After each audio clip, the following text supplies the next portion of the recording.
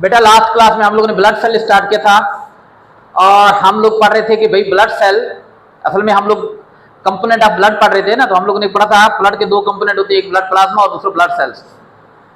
तो हमने blood plasma पढ़ा था, फिर ब्लड सेल्स स्टार्ट किया था। हमने पढ़ा था कि भाई रेड ब्लड सेल होते हैं, व्हाइट ब्लड सेल्स होते हैं और प्लेटलेट्स होते हैं, ये तीन किस्म के सेल्स होते हैं। बेटा रेड ब्लड सेल्स हम लोगों ने पढ़ लिए थे, फिर उसके बाद हम लोगों ने स्टार्ट किया था white blood cells. White blood cell का दूसरा नाम क्या था? ल्यूकोसाइट्स। हम लोगों ने पढ़ा था कि व्हाइट ब्लड सेल दो किस्म के होते हैं, ग्रेनुलर और ए ग्रेनुलर। ग्रेनुलर वो होते हैं जिनके प्लाज्मा के अंदर, यानी जिनके साइटोप्लाज्म के अंदर क्या होते हैं, छोटे छोटे ग्रेन्यूल्स, छोटे छोटे दाने से होते हैं। लेकिन बेटा ए ग्रेनुलर क्या मतलब है? ए का मतलब एब्सेंट है, ग्रेनुलर इनके साइटोप्लाज्म में से ग्रेनुलर ग्रेन्यूल्स जो होते हैं वो एब्सेंट होते हैं। इनका साइटोप्लाज्म इस वजह से क्लियर होता है, क्लियर साइटोप्लाज्म। हाँ भाई,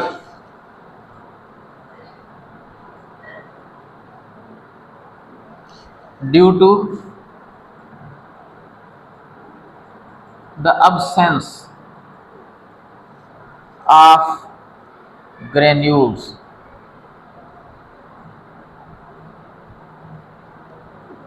in cytoplasm। अब बच्चों ये दो किस्म के होते हैं, एक कहलाते हैं मोनोसाइट्स। कौन से? मोनोसाइट्स। और दूसरे कहलाते हैं लिम्फोसाइट्स, यानी इनकी ल्यूकोसाइट्स की जो ए ग्रेनुलर की जो दो टाइप्स हैं।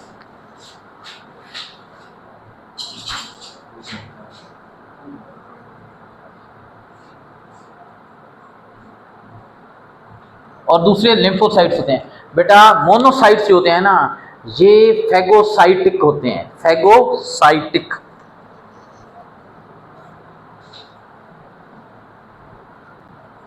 फैगोसाइटिक होते हैं। अच्छा एक बात तो आप पहले से जानते हैं ना कि व्हाइट ब्लड सेल इम्यूनिटी, कुव्वत मुदाफत पैदा करते हैं, यानी बाहर से जो जरासीम वगैरह आते हैं उनके खिलाफ जंग करते हैं ताकि हमें बीमारियां पैदा ना हो। तो ये फैगोसाइटिक होते हैं। क्या मतलब है बेटा? बैक्टीरिया वगैरह या डेड सेल को ये तोड़ फोड़ कर देते हैं, उनको खा जाते हैं। क्या मतलब है? Eat and digest.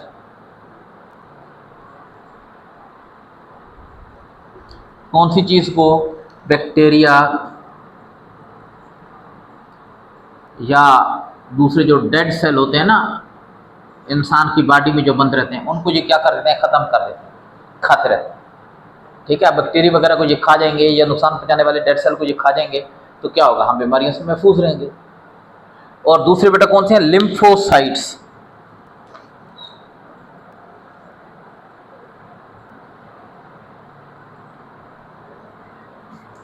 ये बच्चों लिम्फोसाइट्स दो किस्म के होते हैं, एक कहलाते हैं बी लिम्फोसाइट और दूसरे कहलाते हैं टी लिम्फोसाइट्स।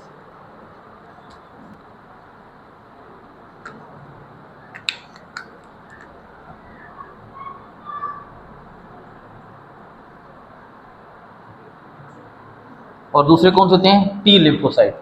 बेटा ये भी हमारी बॉडी को प्रोटेक्ट करते हैं, लेकिन कैसे प्रोटेक्ट करते हैं?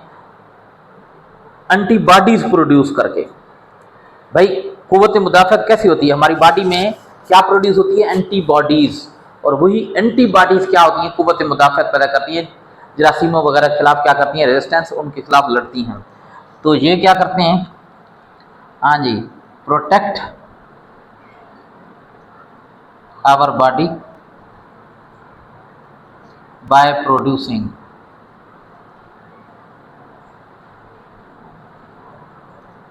Antibodies.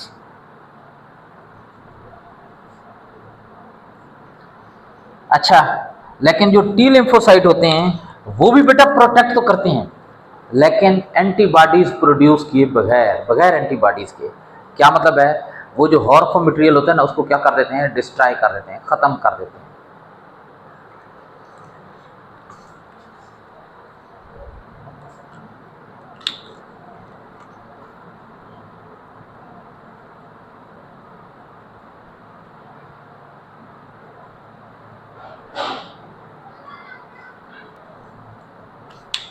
Protect without producing antibodies। क्या मतलब है, ये जो डेंजरस मटेरियल होते हैं ना, बैक्टीरिया वगैरह, वायरस वगैरह, ये उनको क्या करते हैं, खुद खा जाते हैं, उनको खुद ख़त्म कर देते हैं। ठीक है जी। अब बच्चों उसके बाद है आगे कौन से हैं, तीसरे सेल हैं प्लेटलेट्स। ये मिटा दूं, समझ में आ गई ये बात, क्या करें इसमें? ठीक है, ये ऑन किया था नहीं किया था रिकॉर्डिंग, ठीक है रिकॉर्डिंग। आगे हैं बेटा कौन सी चीज़, हाँ बच्चों प्लेटलेट्स।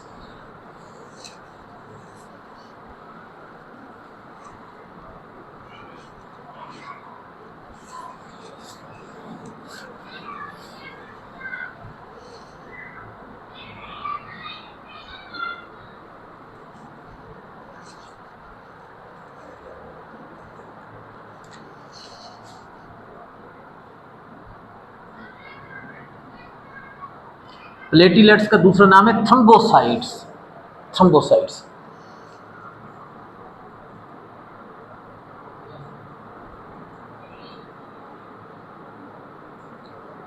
थ्रोम्बोसाइट्स, ठीक है।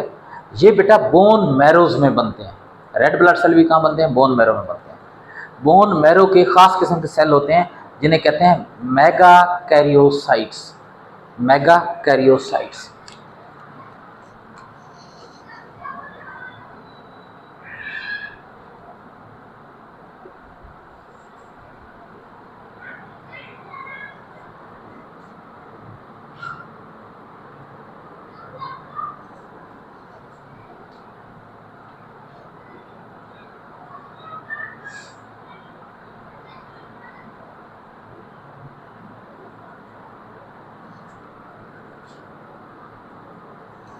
क्या कहलाते हैं, मेगा कैरियोसाइट्स।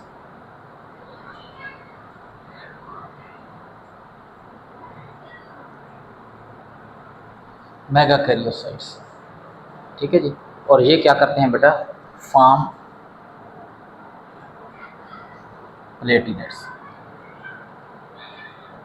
प्लेटलेट्स। अब बच्चों प्लेटलेट्स का जो मेन फंक्शन होता है ना, वो ब्लड क्लॉटिंग का होता है। कौन होता है, ब्लड क्लॉटिंग का। और इसके बाद अगला हमारा टॉपिक कौन सा है, ब्लड क्लॉटिंग का फंक्शन।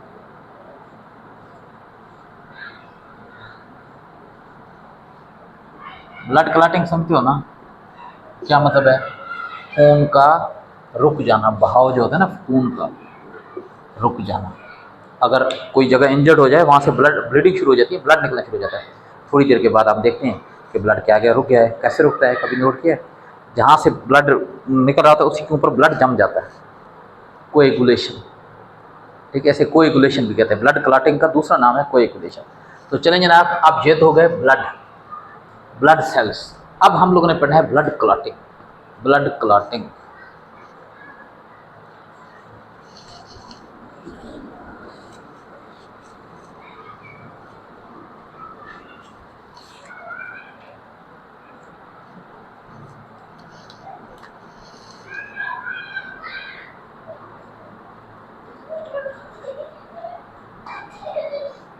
इसका दूसरा नाम क्या है, कोएगुलेशन। ठीक है, प्रोटीन का इकट्ठा हो जाना कोएगुलेशन कहलाता है। आ रही है बात समझ में बेटा? कोएगुलेशन में ना दो स्पेशल प्रोटीन होती है, वैसे तो और भी प्रोटीन होती हैं, लेकिन दो प्रोटीन का बड़ा अहम किरदार होता है। एक थ्रोम्बिन और एक फाइब्रिनोजेन। थ्रोम्बिन और फाइब्रिनोजेन ये साइटोप्लाज्म में होती है। ठीक है, साइटोप्लाज्म, टू प्रोटीन्स, टू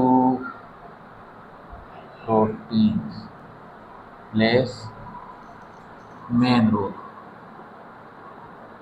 कौन सा, एक कौन सी है, थ्रोम्बिन, ये भी प्रोटीन है। थ्रोम्बोसाइट्स किसको बोलते हैं, प्लेटलेट्स। ये प्रोटीन होती है प्लाज्मा के अंदर, ब्लड प्लाज्मा के अंदर होती है, इनएक्टिव फॉर्म में होती है।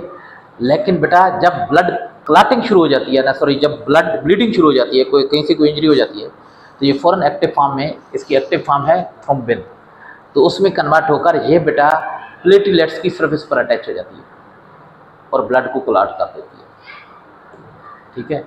अच्छा, थ्रोम्बिन और दूसरी कौन सी है, फाइब्रिनोजेन।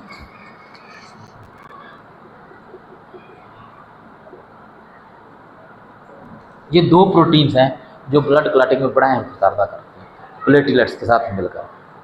ठीक है जी। अच्छा, अब बच्चों बात यह है कि हम लोगों ने इसके स्टेप्स पढ़ने हैं। किस चीज़ के?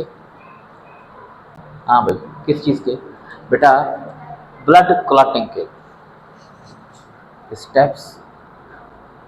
हाँ,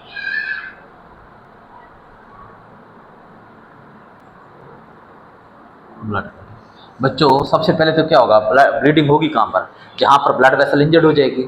ब्लड वेसल है, चाहे वो वैन है, आर्टरी है, बड़ी है, छोटी है, कहीं से भी वो अगर पंक्चर हो गई, इंजर्ड हो गई, तो वहाँ से ब्लीडिंग शुरू हो जाएगी। तो पहले स्टेप में क्या होता है? पहले स्टेप में होता है इंजरी।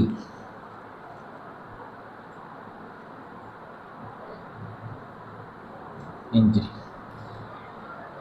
इंजरी क्या मतलब है? हाँ जी, ब्लीडिंग स्टार्ट्स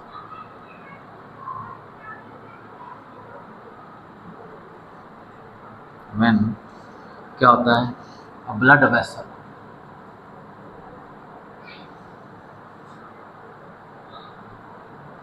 इज इंजर्ड। बेटा अब ये अगर ब्लड वेसल है ना, ये ब्लड वेसल है, ठीक है, इसके अंदर से क्या हो रहा है, ब्लड गुजर रहा है। ये अगर यहाँ से इंजर्ड हो गई तो अब क्या होगा, यहाँ से ब्लीडिंग शुरू हो जाएगी, ब्लीडिंग शुरू हो जाएगी, ब्लीडिंग स्टार्ट हुई। ठीक है। अब फौरन जो प्रोसेस होगा वो होगा कंस्ट्रिक्शन। कंस्ट्रिक्शन समझो, सिकुड़ना, यानी जहाँ से होल हो गया ना, तो वहाँ से ब्लड वेसल सिकुड़ेगी, सिकुड़ेगी तो ये होल जो है ना, सुराख को क्या कर हो जाएगा, तंग हो जाएगा। सुराख तंग होने से क्या होगा, ज़्यादा ब्लड निकलेगा। जरा बताएं, इस सुराख से ब्लड निकल रहा है, अगर ये सुराख तंग हो जाता है तो फिर क्या होगा? दूसरा स्टेप कौन सा है? Constriction.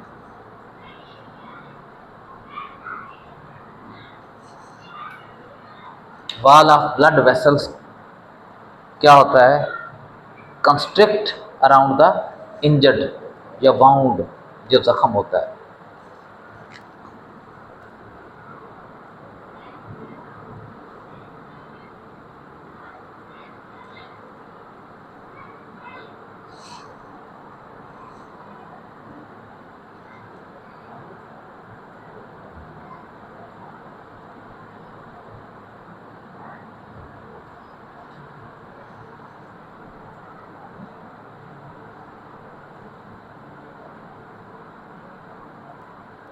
Injured whole,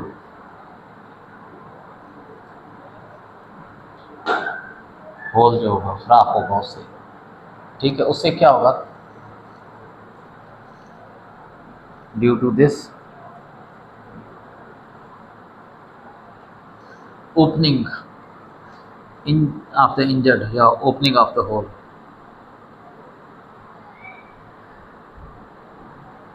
of the hole. कोई बच्चा बात नहीं कर रहा, किसी ने नहीं बताया?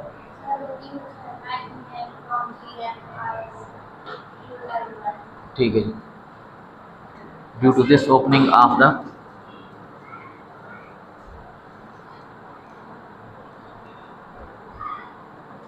होल क्या होगा, श्रिंक, ठीक है, रिड्यूस द ब्लीडिंग। इससे क्या होता है, ब्लीडिंग रिड्यूस हो जाती है।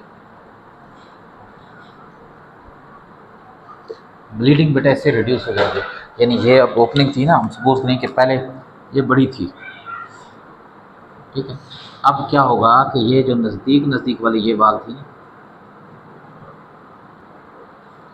ये अब ये देखें, ये वाल अंदर की जाने फैलेगी, ये भी अंदर की जाने, अब सुराख कम हो गया।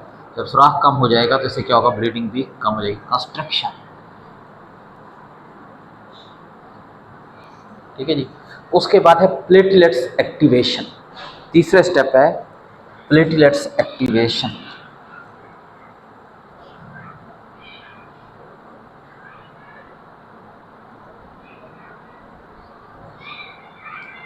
बेटा ब्लड क्लॉटिंग में ना प्लेटलेट्स का क्या होता है, अहम किरदार होता है। तो फिर उससे होता क्या है, उससे होता ये है, उससे क्या होता है ज़रा बताएं ना। उस अब प्लेटलेट्स को इस जगह पर ज़्यादा इकट्ठा होना होता है, तो प्लेटलेट्स एक्टिव हो जाते हैं और सिग्नल भेजते हैं, केमिकल सिग्नल, यानी ऐसे केमिकल रिलीज करते हैं कि जो दूर दूर भी प्लेटलेट्स होते हैं ना इस वेसल के अंदर, वो भी सारे मूव करके इस इंजर्ड एरिया में आ जाते हैं। ठीक है, तो प्लेटलेट्स सेल होते हैं ना, प्लेटलेट्स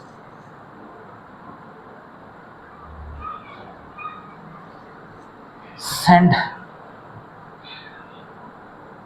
कौन सी चीज़, केमिकल सिग्नल। ऐसा केमिकल जैसे दूसरे प्लेटलेट्स तक जैसे पहुंचेगा तो उनको पता चल जाएगा कि फलां जगह पर कौन सी चीज़ है बाउंड हो गया है, तो वहाँ पर वो सारे प्लेटलेट्स इधर उधर से मूव करके उस जगह पर ज़्यादा आ जाएंगे। Platelet send chemical signals, so more platelets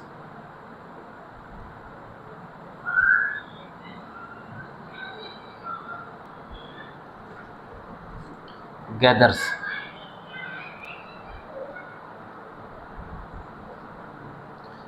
इकट्ठा होने वाला है, स्पेलिंग देख लेना अगर गड़बड़ हुई तो। गैदर्स एट इंजर्ड प्लेस पर ज़्यादा इकट्ठा हो जाता है, यानी यहाँ पर इधर उधर से प्लेटलेट्स यहाँ पर आ जाएंगे। ठीक है जी। उसके बाद प्लेटलेट प्लग फॉर्मेशन होता है, अगला स्टेप क्या है, यानी प्लेटलेट्स प्लग फॉर्मेशन। मैं इसको ना ज़रा ऊपर से मिटा देता हूँ, ठीक है, ध्यान में रहेगा ना। पहला स्टेप कौन सा है, इंजरी हुई, ब्लीडिंग शुरू हो गई। दूसरे स्टेप में क्या होगा, जो फौरन रिएक्शन होगा, फौरन जो रिस्पांस होगा, जिस ब्लड वेसल जो पंक्चर हुई है ना, जो इंजर्ड हुई है, जो जिस पर कट लगा है, वो अपने कट के इर्द गिर्द जो एरिया होगा उसमें कंस्ट्रक्शन होगी, सिकुड़ेगी। जैसे सिकुड़ेगी तो वो जो वाउंड है ना, वो जो जख्म है या वो जो सुराख है, वो तंग पड़ जाएगा। जैसे तंग पड़ेगा तो ब्लीडिंग क्या हो जाएगी, स्लो हो जाएगी। अब उसके बाद अगला स्टेप कौन सा है कि ये जो प्लेटलेट्स होंगे वो एक्टिव हो जाएंगे। कैसे एक्टिव होंगे, क्या मतलब है, वो केमिकल सिग्नल भेजेंगे। क्या मतलब, ऐसे केमिकल रिलीज करेंगे जो ब्लड में जाएंगे और ब्लड से दूसरे प्लेटलेट्स में जाएंगे। वो प्लेटलेट्स भी मूव करती उसी जगह पर आ जाएंगे जहाँ पर कौन सी चीज़ थी, बाउंड हुआ है, इंजरी हुई है। अब आगे कौन सी ये चीज़ है, प्लेटलेट्स प्लग फॉर्मेशन। प्लग समझते हो ना, कहीं जख्म हो जाता है ना, आप कहते हैं कॉटन प्लग लगाओ इस पर, यानी कॉटन के एक छोटा सा ना इकट्ठा गोला सा करके इसके ऊपर लगा दो। ठीक है, तो इसी तरीके से बहुत सारे प्लेटलेट्स मिलकर यहाँ पर एक प्लग सा बना लेते हैं, यानी कच्चे खासा प्लेटलेट एक क्या बनाते हैं, जैसे कॉटन के एक वो होता है ना, एक बड़ा सा वो टुकड़ा सा बन जाता है, इस तरीके से वो भी यहाँ पर एक इकट्ठे होकर एक बड़ा सा पार्ट बना देते हैं, कॉटन प्लेटलेट्स प्लग फॉर्मेशन।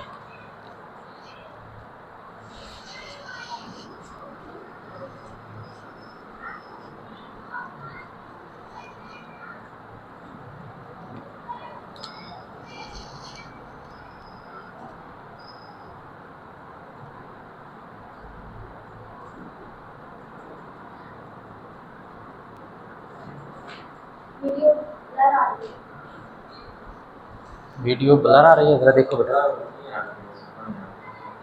बेटा सब बच्चों को ब्लर नजर आ रही है यार, आज थोड़ा सा नेट गड़बड़ कर रहा है फिर से, जरा देखो सबको ब्लर आ रही है बेटा। बेटा यार वो वाला नेट,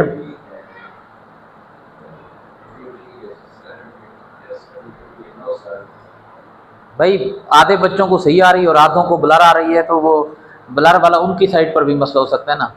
अगर हमारी तरफ से मसला होता तो फिर सबको ब्लर नजर आता। अच्छा क्या होता है, प्लेटलेट्स गैदर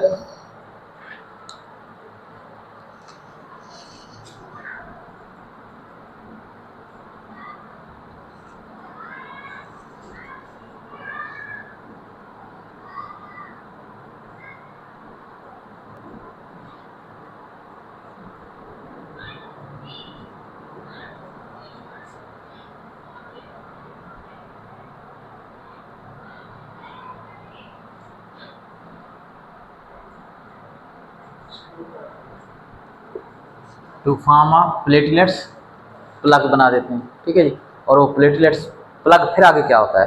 अच्छा अब उसके बाद जो है ना, वो क्लॉटिंग जो है वो फाइबर्स यानी क्लॉटिंग फैक्टर्स होते हैं, सॉरी फाइबर्स नहीं, क्लॉटिंग फैक्टर होते हैं, वो रिलीज होते हैं। प्लेटलेट्स ही रिलीज करते हैं क्लॉटिंग फैक्टर्स। तो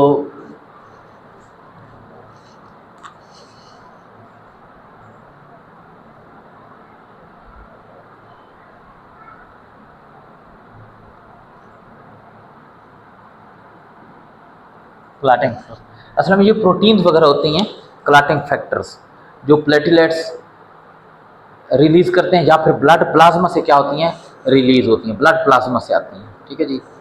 तो क्या होते हैं, या समझिए केमिकल टाइप के होते हैं जो रिलीज करते हैं। प्लेटलेट्स ना थोड़ा सा वो डिसइंटीग्रेट होते हैं। ठीक है, डिसइंटीग्रेट क्या मतलब, थोड़ा थोड़ा बिखरते हैं,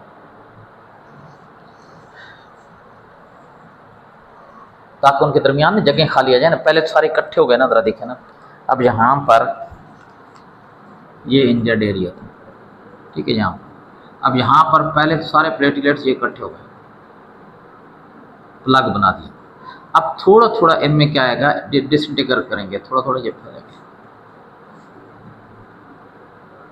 ठीक है, थोड़ा थोड़ा फैलेंगे, डिसइंटीग्रेट करेंगे, और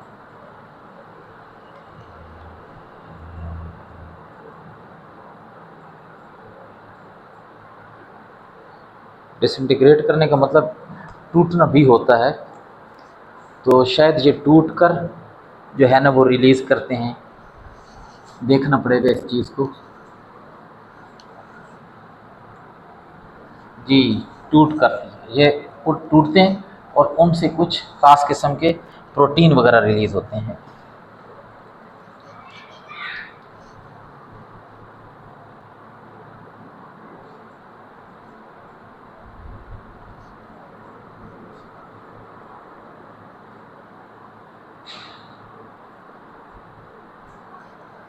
and release some clotting factors, कुछ क्लॉटिंग फैक्टर्स यानी प्रोटीन वगैरह क्या करते हैं, रिलीज करते हैं। उसके बाद है बेटा, जरा देखें fibrin clot formation. Fibrin clot formation, एक मिनट।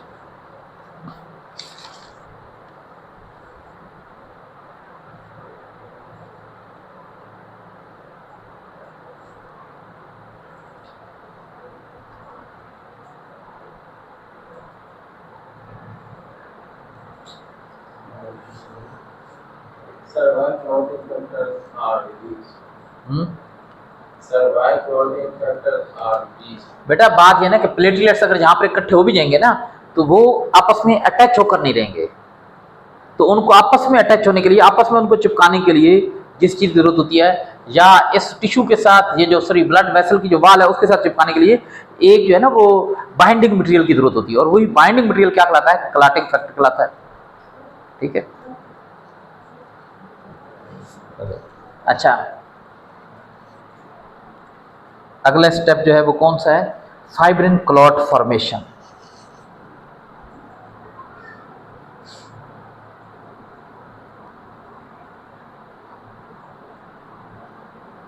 फाइब्रिन क्लॉट फॉर्मेशन बेटा देखें, बहुत सारे रिएक्शन होते हैं, और फाइब्रिनोजेन वगैरह जो होती हैं वो क्या करती हैं, फाइब्रिन में कन्वर्ट हो जाती हैं।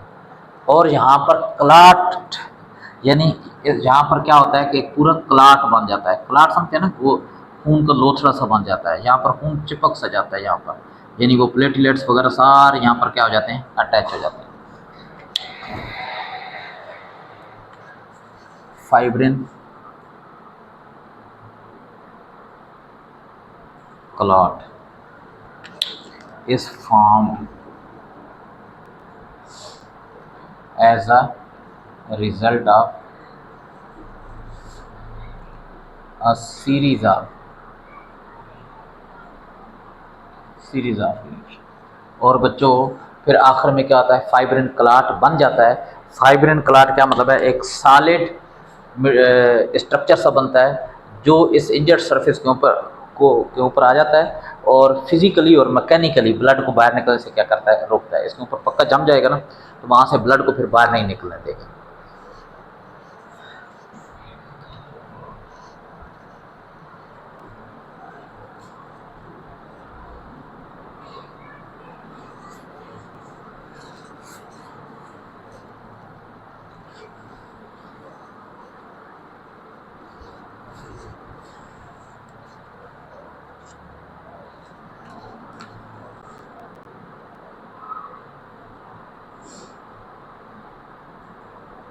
ये क्या होता है? It is a solid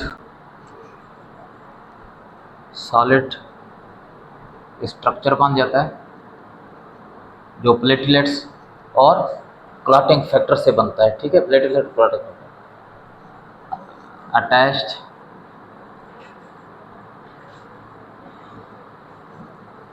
at injured area और स्टॉप ब्लीडिंग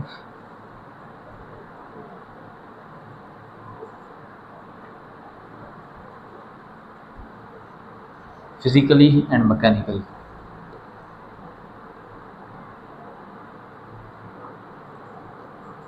क्या मतलब है?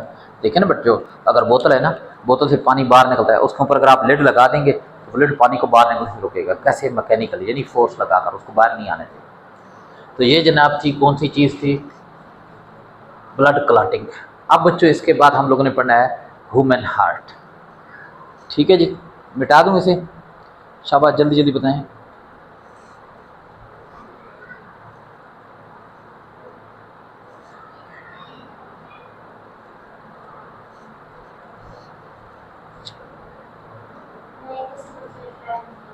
चलो ठीक।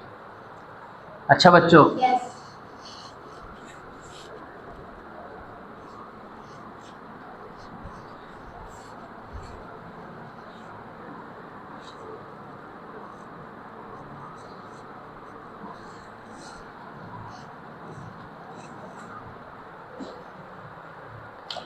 जी बेटा, अब आगे है ह्यूमन हार्ट, इंसान का दिल। मैंने तो हीट लिख लिया। हाँ भाई, इंसान का दिल कहाँ पर पाया जाता है? राइट साइड पर या लेफ्ट साइड पर? लेफ्ट साइड पर, बिलो द स्टर्नम, ये रीढ़ की हड्डी जो सीने वाली दरमियान वाली हड्डी नहीं होती, इसके नीचे, और अबव द डायफ्राम, नीचे जहाँ से एक पर्दा होता है ना, जो नीचे वाली कैविटी और ऊपर वाली कैविटी को क्या करता है? अलग करता है। तो उस जो गोश्त के एक पर्दा सा होता है ना, उसके ऊपर। तो इसकी लोकेशन क्या है? ये है पंपिंग आर्गन। पंपिंग आर्गन क्या मतलब है? पंप का काम करता है, ब्लड को पंप करता है।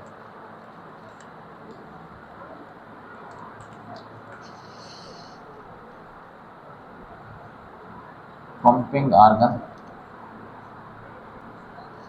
Pump the bloods.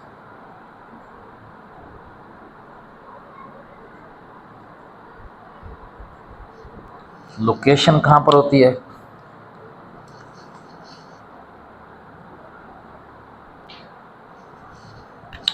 हाँ जी, इन थोरैक्सिक cavity.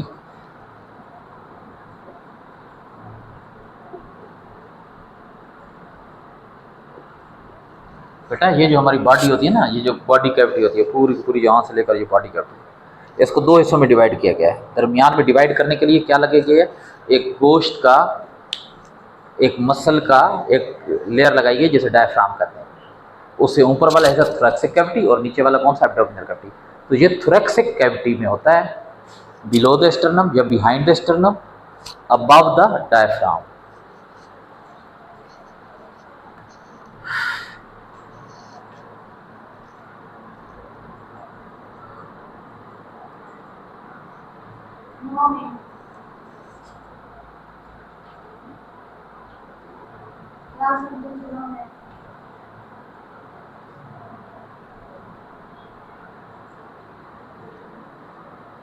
Above the diaphragm, diaphragm के ऊपर होता है। ठीक है, अब बच्चों इसका साइज,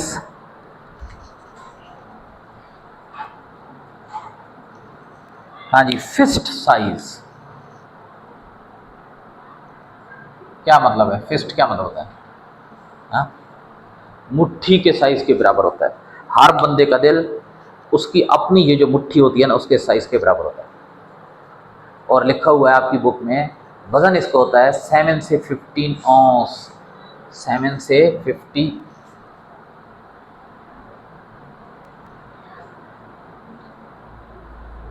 औंसेस, 7 से 50 औंसेस होते हैं। ये तकरीबन 200 ग्राम से 425 ग्राम, 425 ग्राम तक वजन बनता है। जिसका दिल ज़्यादा बड़ा होगा 425 ग्राम तक इंसान के दिल का वज़न हो सकता है, यानी आधे किलो से थोड़ा सा कम। लेकिन ये बहुत बड़ा, जिसका बहुत बंदे का भी कद वद बहुत बड़ा होगा उसका होगा। वैसे 200 ग्राम यानी तकरीबन 1 पाव के करीब, 1 पाव जो वज़न होता है ना उसके करीब 1 किलो के चौथे साइज़ के करीब होता है। अच्छा, अब बच्चों इसका हम लोगों ने स्ट्रक्चर पढ़ना है।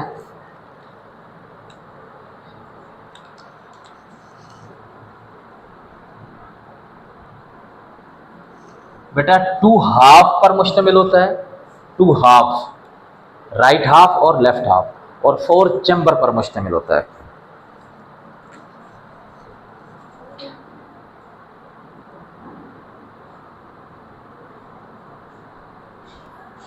कौन से हाफ होते हैं? Right and left half. अच्छा बताओ, ये वाला लेफ्ट है या राइट है? इधर से आपको नजर आ रहा होगा राइट है, लेकिन बच्चों अगर मैं इस तरीके से खड़ा हो जाऊँ ना तो ये वाली मेरी साइड कौन सी है? लेफ्ट है, और ये वाली साइड कौन सी है? राइट है। तो दिल का ये वाली साइड राइट है और ये वाली साइड कौन सी है? लेफ्ट है। ये ज़हन में रखो, ठीक है? ये वाली साइड कौन सी है? लेफ्ट। और ये कौन सी है? ये वाली साइड कौन सी है? राइट है, ठीक है? और बच्चों ये राइट और लेफ्ट दरमियान में ये जो वाल आ रही होती है ना, इसे कहते हैं सेप्टम। सेप्टम से right and left half are divided by या सेपरेटेड बाई सेप्टम, ठीक है? अच्छा, और बच्चों 4 चैम्बर्स होते हैं, 4 चैम्बर्स। कौन से? 2 आर्ट्रियम या आर्ट्रिया, 2 आर्ट्रिया और 2 वेंट्रिकल, 2 वेंट्रिकल्स, ठीक है?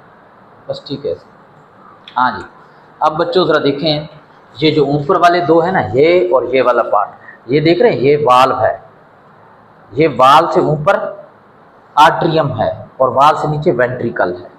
इधर भी ये ज़रा देखें, राइट साइड पर ये ऊपर वेंट्रिकल है और नीचे, सॉरी, ऊपर आर्ट्रियम है और नीचे कौन सी चीज़ है? वेंट्रिकल। अच्छा, अब जनाब हम लोगों ने पढ़ने हैं पहले कौन सी चीज़ है? आर्ट्रियम, ठीक है? अच्छा बेटा, अगर इस तरीके से ये जो है ना लॉन्गिट्यूडनल सेक्शन है, लंबाई के रुख हमने इसको क्या किया है? काटा हुआ है। लॉन्गिट्यूडनल सेक्शन है ये 8 का। और बच्चों ज़रा देखें इसकी जो इसकी ये ज़रा देखें, इसके बाहर ना जब इंसान के दिल होता है ना, दिल के बाहर एक बारीक झिल्ली होती है लेकिन बड़ी मजबूत होती है। कभी मुर्गी वगैरह कोई काटे ना तो उसके दिल को देखें जी,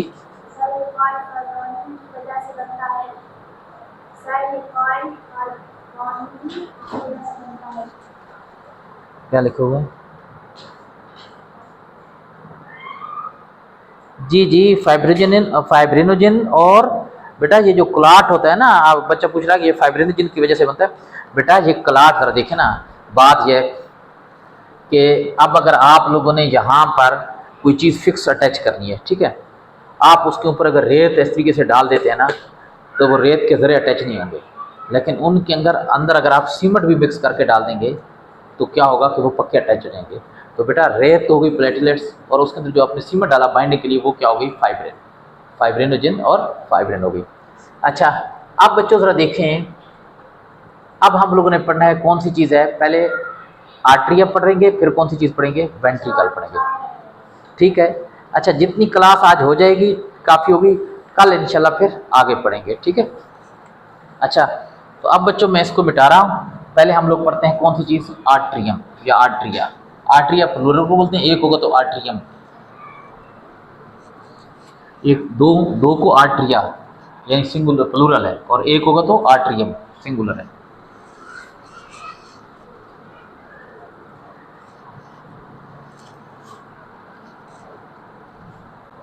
हाँ बच्चों,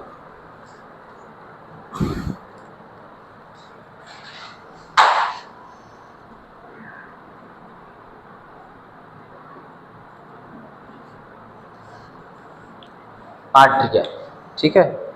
तो बच्चों ये होता है कि आर्ट्रिया जो होते हैं ना, इनकी एक तो वाल इतनी मोटी नहीं होती जितनी वाल किस चीज़ की? सॉरी मैं कुछ और चीज़ें आपको बता रहा था और फिर डायरेक्ट उधर आर्टरी पर चले गए। अच्छा बेटा हार्ट जो होता है ना, हार्ट, ठीक है, उसके गिर्द एक बारीक शीट, बारीक जो है ना वो पतली सी झिल्ली होती है, उसको बोलते हैं पेरिकार्डियम। पेरिकार्डियम, और वो लगती बारीक है लेकिन बड़ी मजबूत होती है। कभी मैं कह रहा था कि मुर्गी वगैरह को ज़बह करें तो उसके दिल के ऊपर देखेंगे तो एक बारीक झिल्ली सी होगी, उसको अगर आप ऊपर से उतारने की कोशिश करेंगे तो आपको अंदाजा हो जाएगा काफ़ी मजबूत होती है, ठीक है। और बेटा हार्ट के वो बाहर होती है ना, हार्ट उसके अंदर इनक्लोज होता है, हार्ट के और उसके दरमियान में एक लिक्विड पाया जाता है, फ्लूइड पाया जाता है, जिसे कहते हैं कौन सा, पेरिकार्डियम, पेरिकार्डिक फ्लूइड, पेरिकार्डिक फ्लूइड। वो क्या करता है कि रेजिस्टेंस कम करता है, यानी अगर हार्ट तो मूव करता है ना, हार्ट की मूवमेंट अगर बाहर पेरिकार्डियम के साथ अटैच होगी तो रेजिस्टेंस प्रोड्यूस होगी, तो ये रेजिस्टेंस को क्या करता है, कम कर रहा होता है। और बच्चों पता है होता क्या है कि ये बाहर जो है ना, अगर वो नहीं होगी तो हार्ट अपने प्रेशर की वजह से ज़्यादा बाहर फैलकर फट भी सकता है। तो पेरिकार्डियम हार्ट के एक्सपेंशन को क्या करती है, वॉल्यूम इंक्रीज को क्या करती है, रोकती है, ड्यू टू हाई प्रेशर की वजह से, हाई प्रेशर की वजह से, ताकि उसका वॉल्यूम ना बढ़े, ठीक है। और बच्चों ये जो इसकी वाल होती है ना, ये जो इसकी वाल होती है, वाल, इसका ये जो बाहर वाला हिस्सा होता है ना, ये कहलाता है एपिकार्डियम। ये बाहर वाली जो लेयर होती है ना, बाहर वाली सरफेस, इसको एपिकार्डियम बोलते हैं, एपिकार्डियम। ये जो अंदर वाली सरफेस होती है ना, ये स्मूथ होती है, अंदर वाली ये वाली ना, ये सारी की सारी, ये वाली, ये सारी की सारी, ये कहलाती है एंडोकार्डियम।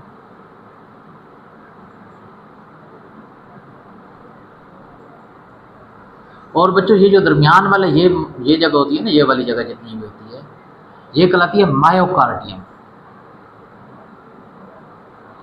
कार्डियम, कार्डियक से निकला, कार्डियक का मतलब हार्ट होता है, मायोकार्डियम, मायोकार्डियम। अच्छा आप जरा जहाँ से जल्दी जल्दी सुन लें, कल फिर इंशाल्लाह समझा भी दूंगा। बेटा ये जो आर्ट्रियम होते हैं ना, आर्ट्रियम, ये ब्लड रिसीव करते हैं, ब्लड रिसीव करते हैं।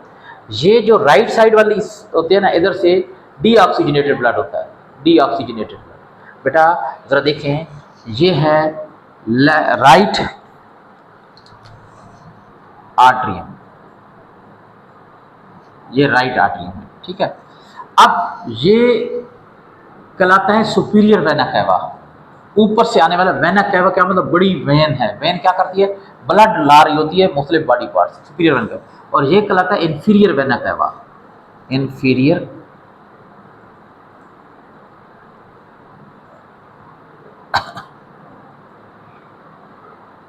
Vena cava, superior vena cava.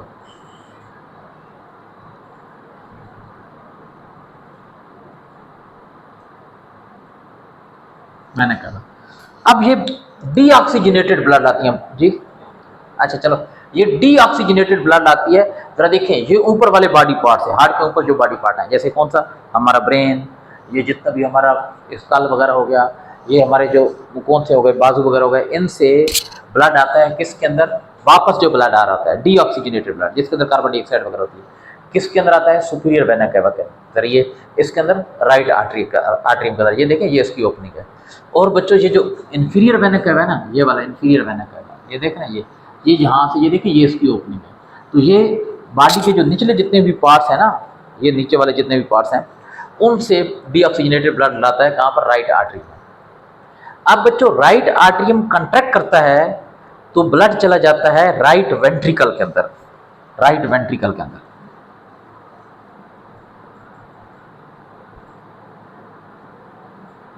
Right ventricle के अंदर, ठीक है जी। अब वेंट्रिकल क्या करता है, जब कंट्रैक्ट करता है तो ब्लड यहां से, ये पल्मोनरी क्या है, एओर्टिक आर्च है, ठीक है। क्या मतलब है, यहां से पल्मोनरी क्या मतलब, किसकी तरफ, पल्मो, लंग्स को बोलते हैं। तो यहां से बेटा ब्लड लंग की तरफ चला जाता है, ये लेफ्ट लंग की तरफ और ये कौन सा, राइट लंग। यहाँ से ये डीऑक्सीजनेटेड ब्लड जा रहा है, इसके अंदर कार्बन डाइऑक्साइड है। अब लंग्स में जाएगा तो वहाँ पर ब्लड से कार्बन डाइऑक्साइड निकलकर, बेटा जरा टाइम देखते रहना, वहाँ से, ठीक है बच्चों, इंशाल्लाह नेक्स्ट इसको स्टडी करेंगे आगे।